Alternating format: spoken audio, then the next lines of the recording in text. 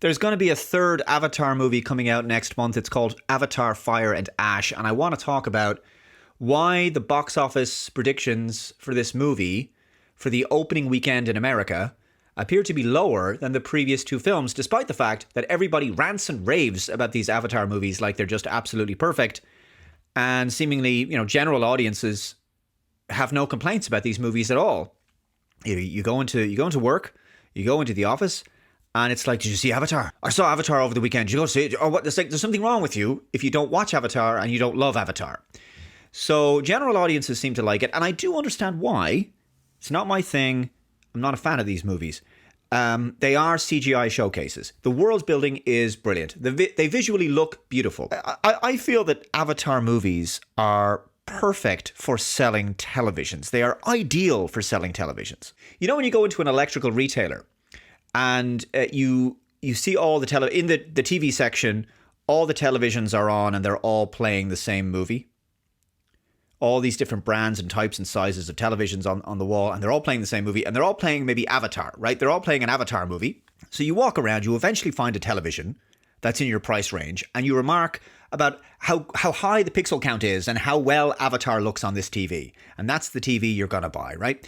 And that to me is what the Avatar films do. They sell audio-visual equipment. They sell televisions. They sell home cinema systems. They sell Dolby Digital and Bose surround sound systems, right?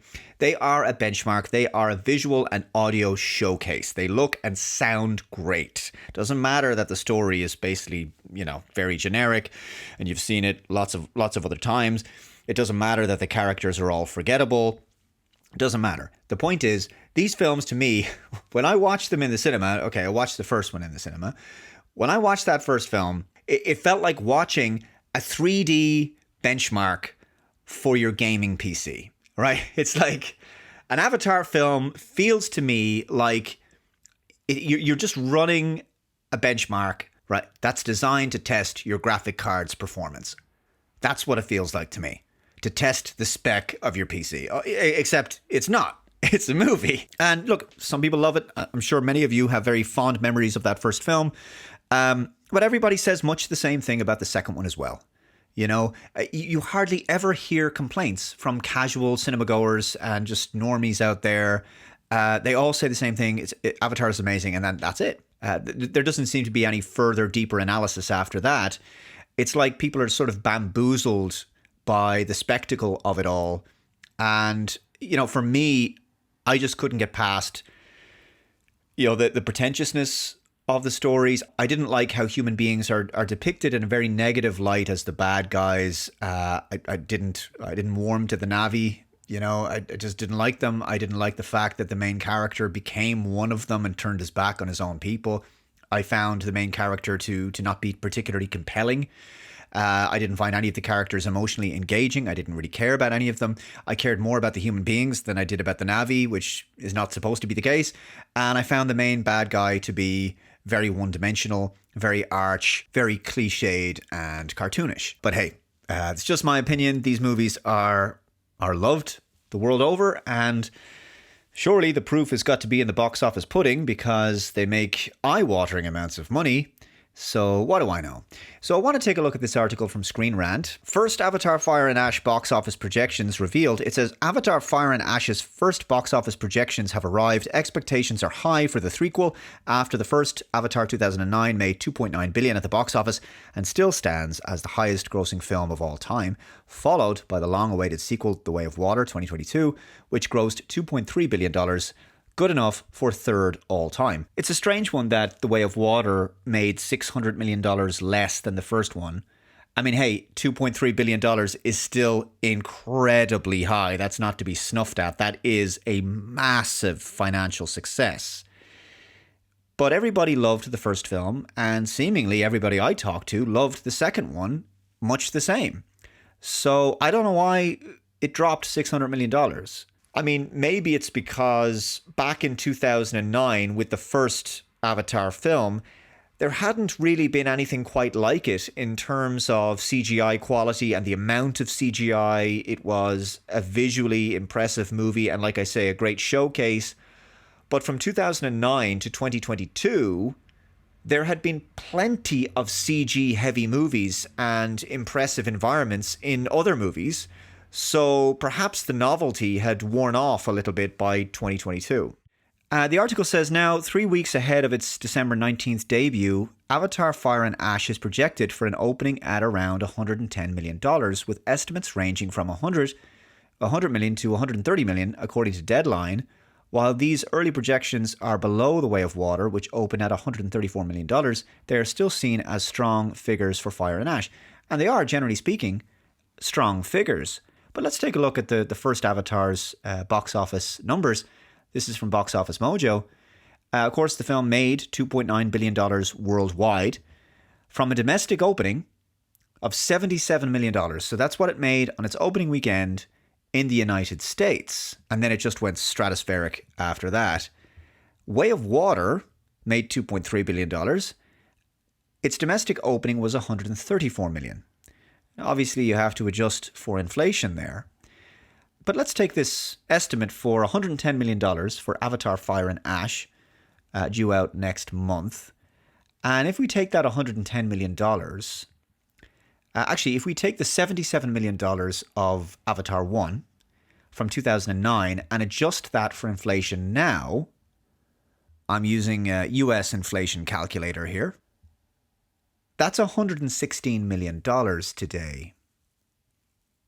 So Avatar 1 made $77 million, but in today's money, in today's dollars, that's $116 million. So if Fire and Ash, now Fire and Ash could make $130 million, it could make $120. As it stands, the predictions are that Avatar Fire and Ash is going to make less money than the first Avatar movie for its opening weekend domestically. I mean, what it grosses overall at the box office at the end of its theatrical run, that's open to debate. But it looks like its opening weekend is going to be potentially lower, or the lowest, of all of the three films.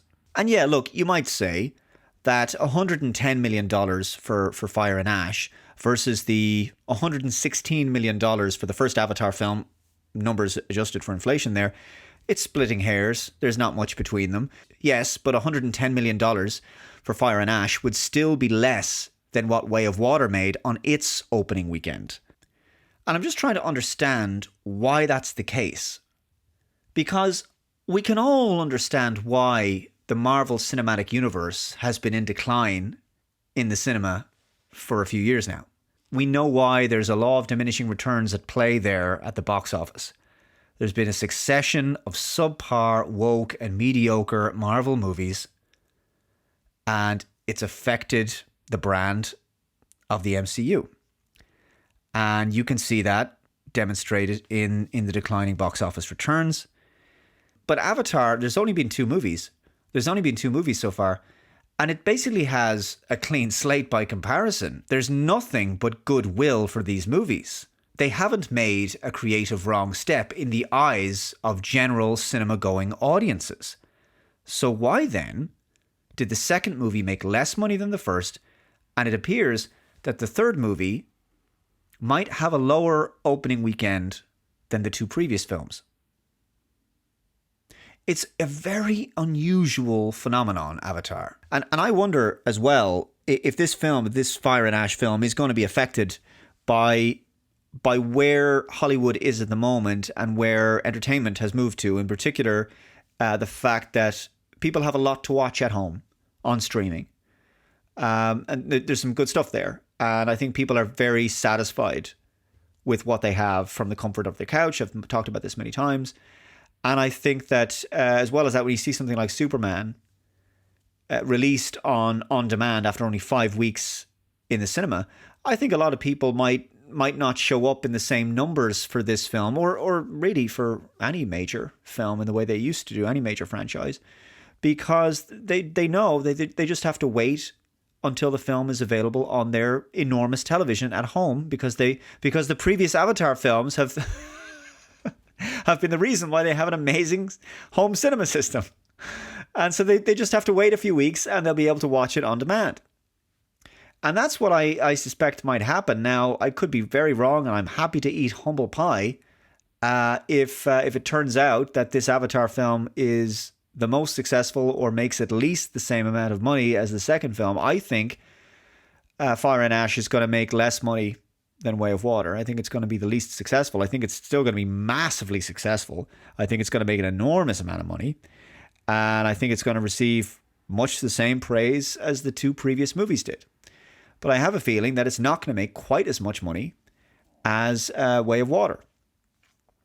And so, yeah, I think the streaming thing has a massive part to play.